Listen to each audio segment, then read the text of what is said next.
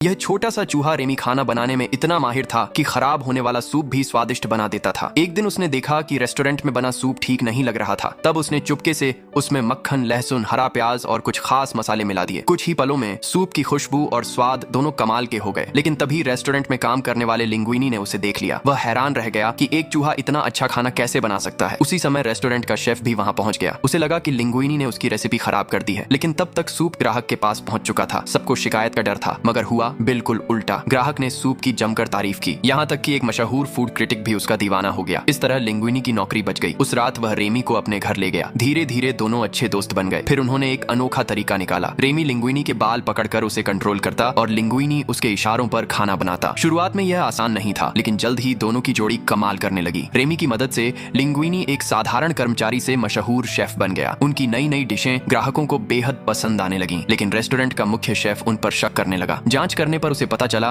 कि लिंगुइनी महान शेफ गुस्तो का बेटा है और गुस्तो की वसीयत के अनुसार रेस्टोरेंट का असली मालिक भी वही था। ये सच जानकर मुख्य शेफ डर गया। लेकिन जल्द ही यह राज रेमी को भी पता चल गया। इसके बाद मुख्य शेफ रेस्टोरेंट छोड़कर भाग गया। अब रेमी और लिंगुइनी ने मिलकर रेस्टोरेंट को नई ऊंचाइयों तक पहुंचा दिया। लेकिन तभी उनकी दोस्ती में दरार आ गई। एक दिन लिंगुइनी ने रसोई में बहुत सारे चूहों को देख लिया। गुस्से में उसने सभी चूहों को बाहर निकाल दिया, यहाँ तक कि रेमी को भी। रेमी का दिल टूट गया, लेकिन उसके बिना लिंगुइनी अच्छा खाना नहीं बना पा रहा था। तभी एक मशहूर फूड क्रिटिक रेस्टोरेंट में आ पहुंचा। उसकी एक खराब समीक्षा पूरे रेस्टोरेंट को बर्बाद कर सकती थी। उसने एक बेहद मुश्किल डिश बनाने की मांग की। अब लिंगुइनी पूरी तरह घबरा चुका था। उसे समझ नहीं आ रहा था कि क्या करे। तभी रेमी वापस आ गया और लिंगुइनी ने सबके सामने सच बता दिया कि उसकी सफलता के पीछे रेमी का हाथ था। यह सुनकर बाकी शेफ हैरान रह गए। कुछ ने तो गुस्से में नौकरी ही छोड़ दी। अब रेस्टोरेंट पर सबसे बड़ा संकट आ चुका था। फूड क्रिटिक खाने का इंतजार कर रहा था और रसोई में काम करने वाला कोई नहीं बचा था। तभी रेमी के पिता वहां आए। उन्होंने पूछा, क्या खाना बनाना तुम्हारे लिए सच में इतना जरूरी है? रेमी ने बिना झिझक हाँ कहा। अगले ही पल उसके पिता ने एक जोरदार सीटी बजाई और देखते ही देखते रेमी के परिवार के हजारों चूहे रेस्टोरेंट की मदद के लिए दौड़े चले आए। अब एक छोटे से चूहे के बड़े सपने को पूरा करने की असली लड़ाई शुरू होने वाली थी।